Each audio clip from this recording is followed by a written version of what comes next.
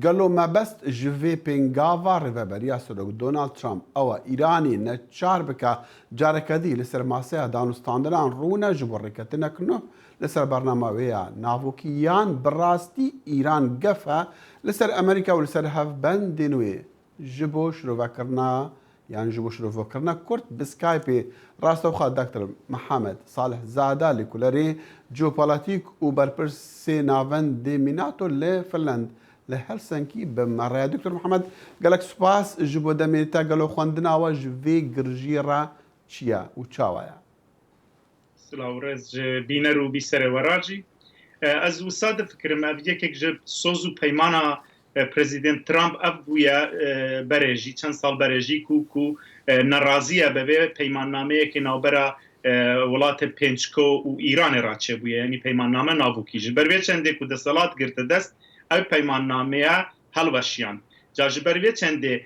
پرزگره که هر سرکی افتشت کو هون باسکر یعنی ج پرس خدا یک ناراضیه هجمون و د صلات داریا ایران لرجلاتا ناوراست و د صلات هر زده لسوریا عراق ناو یمن و درودوره و ترس و گفان هری زده جولاتن کنداو عربی و دوست و حوالمند هر نزدیک امریکا و اسرائیل جیده که جبر ویتند یک جویتشتک و ایران بگف و ترس جسر حوالمند خود زانه جسر او آبوری جهانی یعنی بیجینه تنگه هرمز او درودوره وید زانه تشتی دیجی او دخازه به ایران را رونی شه پیماننامه کی نو شبكه او بيماننامه معناه بها ايران تسليم به بله انكو راستكو قالك گومان يعني گومانوان دجي خدا لسرهم هنديكو ايران براستي قفبه يعني تو دبيجي ما بس تعرف بريا ترامب او كو ايراني بخجير فشارك زياده جبو بالسرماسيروني وركتنك نو انا فوكي بيربك انا وسع راسته اما دزانین کو جهان ده هر کس دسپیک شرط بکه اگه حق جم ویجی به او دنیا دجیوی ده سکنه جاش بر به چنده امریکا و ساده فکر کو حق جم ویه کو او هز و ملیشیای نزی ایران و ایران جی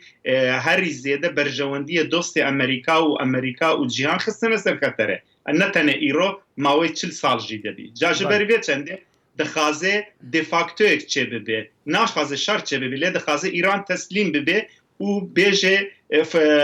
اوکی از رو دنیشم و دست جبرجواندی و دست دریجی و دست هاویشتن نا ولاتن دوست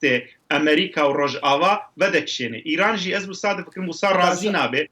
چما کو شر دخازه کو سردار سلیمانی سروک سپاجی گوت ام تحمه تاله شكست بامريكا بتشجين يعني ام شروان بكين بله دكتور محمد لغورا غوتنا قالك غوتن لامريكا جي وجي ايرانيان جي كوسا ديارا يعني اماده كرنا شرها لي برسا مازن اواهريشا كو يعني هنهرشا كو ايران دكا ننويا چندين سال هرف بحث هاي اللي كما انها او قاس مازن دبو غاشتيا استلش كركيشي كو دي فيديو برينا هذا مديد چارش كري امريكي برف كان دافيد چا دو تشتيا يك ايران هرشا كرد دبيجي از شارع آبوریه هاتنه نفت و بازرگانی جهان بگرم او یک دو ایران هزوی جتن سال بره گل زیده تربویه ده صلاتداریه وی بسر عراق دا هیا بسر سوریا دا هیا بسر یمن دا هیا نها او دوست وی حوثی او کاپینالیست حوثی بیجین او هرش راسته و خود دخنه سر ناوند آبوری و اقتصادی و سیاسی بازرگانی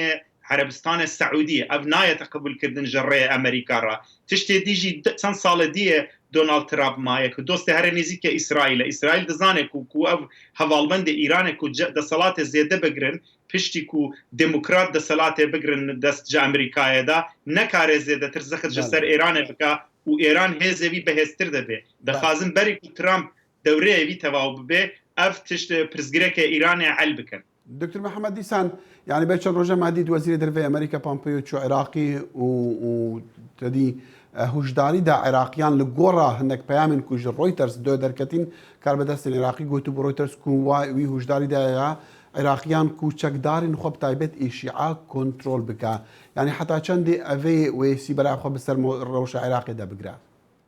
اف قالك راستا تشتي تيجي هيا او سردار سليماني سروكي قدس يعني هيزن عسكريه ايراني افجي قوتيه باخافتيه بهزه ميليشيا شعيره قوتنا آمادكاری خوب بکن بو هرج بو سر هيزن امريكي و هوالبند وان جاجبر بيچند اف قالك تاثير هنا يعني ايران راستوخو هرشدكا يعني سردار وان سردار سلامي هرشدكا قفد خواجه اسرائيل جوج ولات عربستان السعودي وامارات وانا تشتك نما كان يعني امادگی شر دست پێکردنە تشتێکی دیجی ئێران دەخوازێ پرسگرێکی ئابوووریە gelek مەزن ینی شەڕ نەهات چێ بووە شەڕی ئابووری چێ بووە ناو ئیرانەدا شەڕی ئابووریەیە دەهام میلیۆن کەس بێکارە شەڕ سایکۆلۆجی چێ بووە شەڕ سایبری و ئیران ڕێبەرایەتی دەکا دەمێک وەختە چێ بووە تەنێ شەڕی عسکەری مایە جا ji ber vê çendê dibêjim niha dostê herê nêzîkiyê îran jî jî vî vekşaye Rusya jî dibêje ege îran ro nenîşe bi Amerîka ra guhdarî neka piştî îro em piştîvaniyê wan nakeyin ji ber vê çendê gev gelek mezinin her zaman imkan heye şer çê bibe lê ez wî sade fikrim niha Cewad Zerîf dixwaze weşartî axaftin çêka bi Amerîka da باخذ وروسيا جدي بيجي امنا اجر فمرينرين هريمينا بهالحال دكتور محمد چند امكان الشر هي هذا بابت من داويه وانجام وبتشرنجي بن بتايبت جي ام دبين قال لك بيشات روشلاتا نافين تم دقازانجا ايران دبونا راست شرنا چاره سريه كز الشر ناخازي اوروباي جي ناخازن چما كودترسن يك جبر برجوندي اخوه دو جبر هاتنا بمليون ام پنابران تشتي ديجي بلوكي هر چپ و سوز اوروبا بهاريكاريه هوالبند خوي ديمقراطي امريكا اف زيدا بيجين لوبي دكان جبو ايران افجي تشتكي دنا از وساده فكرم شر بدستي ايرانيه چون ايران هرشه دكاد بيجي ترس خستي الزر عربستان السعودي واسرائيل وهوالبند وان ميليشياوي هر جهنا جاجبر ويچند اگر اف ميليشيا خو بنكشينه دست جبرجواندية قدس يعني سپاه قدس او هزه دركية ايراني ونكشنه جدوره از باورم شر چه دبه شر اگه دايركت امريكا جي هيرج نكا او هوالبند الشيعية وان هيرج بكنا سر برجواندية اسرائيل او ولات سنية عربي وانا جي رونانيشن بتنه دا امريكا بخازي انا خازي دكبينا و افشره دكتور محمد بكورتي قالك بكورتي هرم آماده شرك وصره از دبیجم اف شر اتوماتیک چه ده یعنی نه شر ابوری چه بویه هرشه کردن هر زیاده چه بویه گف کواردن چه بونه تشتکی دیگه نمایه کو چر روز برجی ایران هرش کرد یعنی اف ناوند ان سی او دبیجه اف گله گرته ویدیوی و واتس اپ ما هنکو اف هاریکار ایران بونه جره پهباد جره بجین اف تایره به فروکوان هرش کردین ای اگه اف اثبات به نتوی گرتوی امریکا دستوی وکریه با پرزیدانوی هیرچا ایرانی اگه افجی چه ببه گلک ناراضیه خلق ده بما هند رد دما دكتور محمد صالح زادار لي كولاري جيوبوليتيك وبار برسي نافندي ميتانو لفنلند هلسنكي بسكايبي راسخو بمربو قلك سباس بس